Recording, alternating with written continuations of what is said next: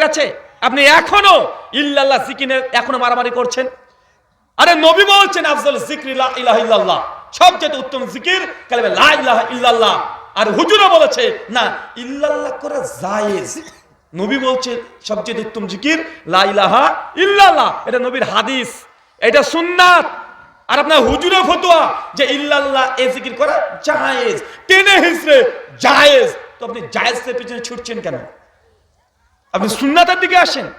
যখনই সুন্নাতের দিকে আসবেন, সাধারণ জনসংখ্যা একটা কথা বলে যায়, যখন কোনো বক্তা বলছে যেটা জায়েজ, এটা মুস্তাহাব, তার মানে জেনে রাখবেন এই জায়েজ মুস্তাহাবের অধিকাংশই 80% জায়েজ মুস্তাহাব এটা সরাসরি কোরআন হাদিস থেকে প্রমাণ হয় না। এই যে পরিভাষা জায়েজ আর মুস্তাহাব, কথা বুঝতে পারছেন? যখন বলছে ফরজ মানে কোরআন হাদিস দ্বারা প্রমাণিত, মানে কোনো সন্দেহ নেই। যখন বলছে ওয়াজিব মানে এটা কোরআন হাদিস দিয়ে অকাট্যভাবে প্রমাণিত। যেমন হচ্ছে সুন্নাত মানে আমার নবী করেছে। আর যখন চলে আসছে জায়েজ, এ মুস্তাহাব, এ মুবা, তার মানে মনে রাখবেন এই তিন জায়েজ, মুস্তাহাব, মুবা মানে হুজুর এখানে ইঞ্জিনিয়ারিং করার চেষ্টা করেছে।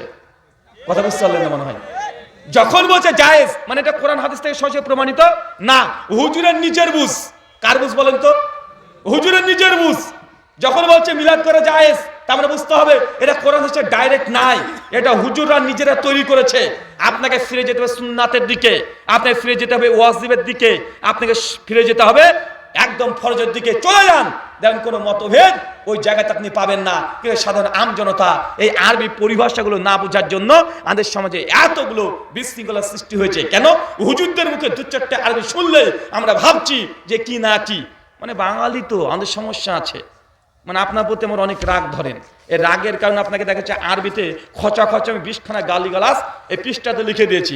আপনাকে বলছি ভাই ধরেন, আপনি যখন পাবেন আরবি লেখা, আরে বাবা সঙ্গে আপনি রেখে দেন। কেন? আরবি লেখা এই আমার অজু নাই, আচ্ছা গালিগালাজ লেখা আছে, এমন হয় না? মানে রাস্তায় যদি আপনি আরবি কিছু লেখা পড়ে পান, মানে পেপার পত্রিকা পেয়েছেন, বাঙালি হলে কি করবে জানেন? টুকরে রে আরবি লেখায় ভাঁজ করে চুমু টুমু দিয়ে চোখে মুখে ঘষে একদম বুক পকেটে ডাইরেক্ট, মানে পেছনে রাখবে না। কেন? ওটা 5 হাতায়।